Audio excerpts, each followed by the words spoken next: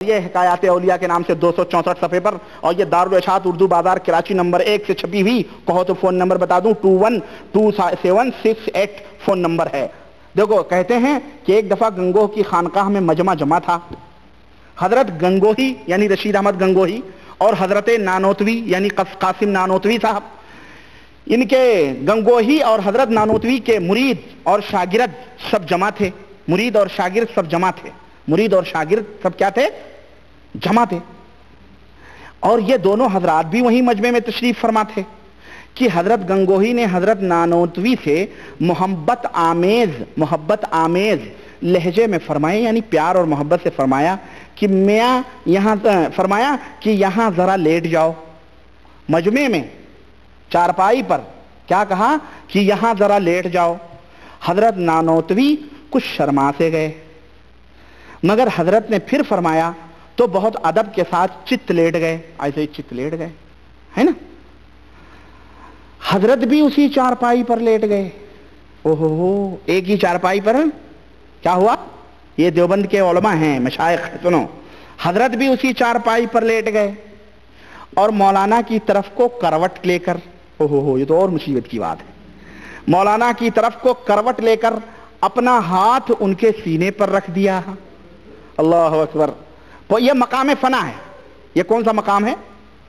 مقام فنا ہے، جس کو عام لوگ نہیں سمجھ سکتے۔ ہاں، اس کے سمجھنے کے لیے انہی جیسا مزاج، انہی جیسا دماغ عاشقانہ چاہیے۔ سنیے، ہاں، حضرت نانوتوی کا صاحب، اچھا جناب عالی، سینے پر رکھ دیا جیسے کوئی عاشق صادق اپنے دل کو تسکین دیا کرتا ہے۔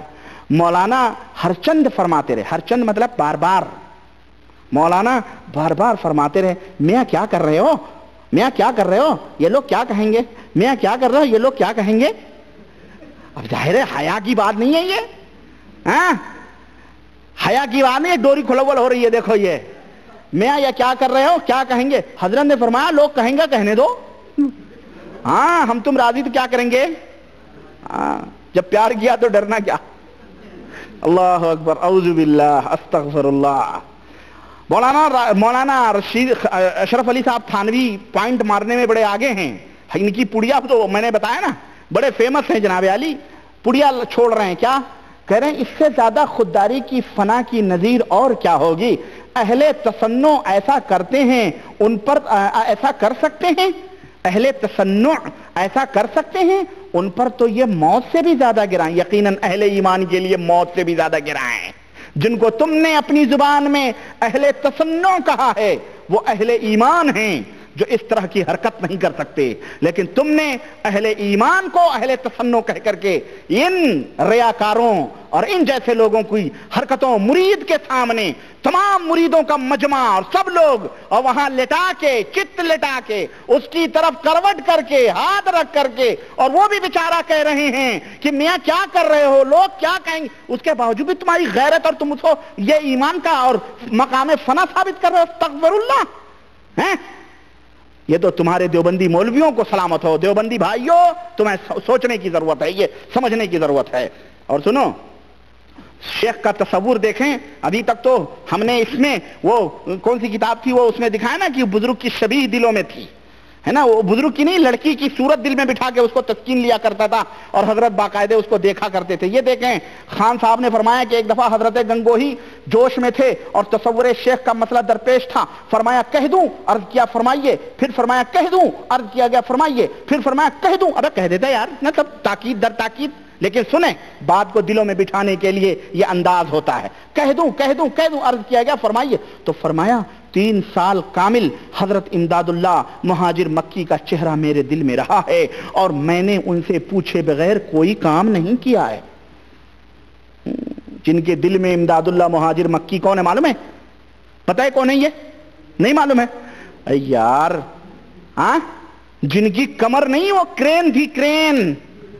ہاں حج کرنے وہ جا رہا تھا نا، حج کرنے جو جا رہا تھا اور جہاز بھنور میں پھنس گیا اور اپنے شیخ کو سوچا، تو شیخ ماشاء اللہ باقاعدے جناب عالی گئے اور اٹھا کر کے وہ کیا اور یہاں مرید سے کمر دبوانے لگے، اور وہ بار بار کرتا اٹھا رہا ہے، کہنا کہا حضرت یہ خراشیں کیسی لگی ہیں، آپ تو کہیں گئے بھی نہیں، سب دیوبندی میں تھے، کہیں نہیں گئے، کیا ہوا؟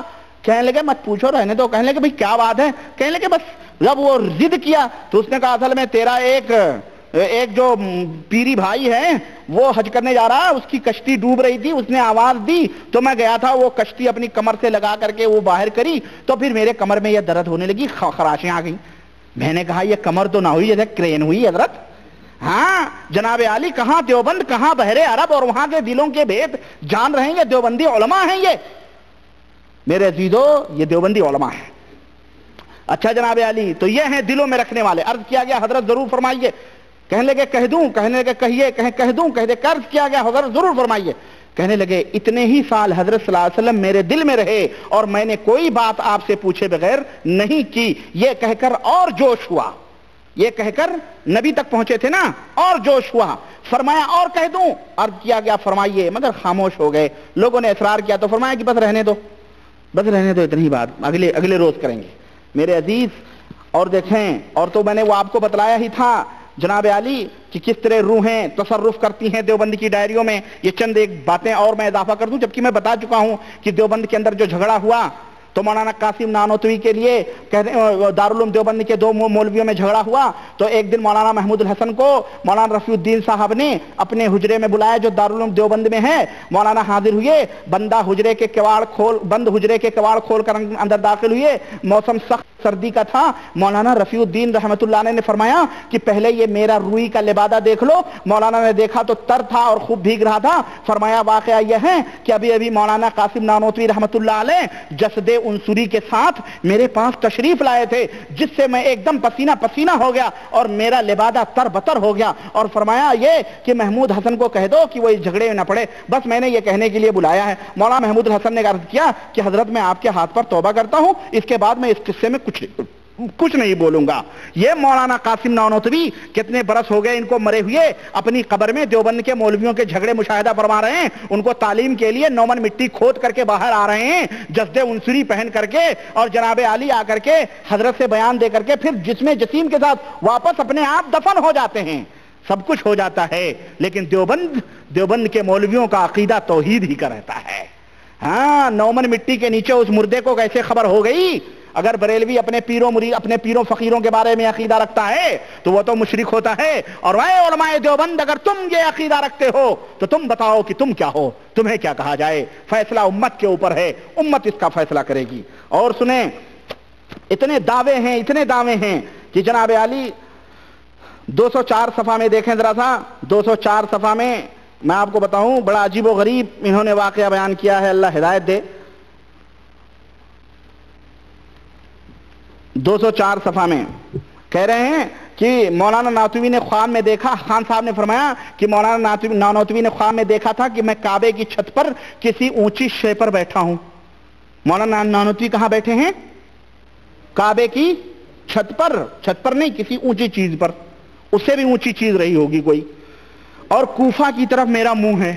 اللہ اکبر، اللہ کرے ان کے منہ کوفے کی طرف رہیں جو فتن و فساد کی جگہ ہے، وہ مردود سے دام جہاں پہ بیٹھا ہوا ہے۔ ہمیشہ سے کوفہ فتن و فساد کی سرزمین رہا ہے، ہاں ہمیشہ سے یہی کوفہ ہے جہاں نماز رسول کو قتل کیا گیا، یہی کوفہ ہے جہاں حضرت امیر معاویہ، حضرت علی کو بھی شہید کیا گیا، حضرت معاویہ کو زخم لگائے گئے، مومنوں کو زخم لگائے، یہ کوفے کی سرزمین۔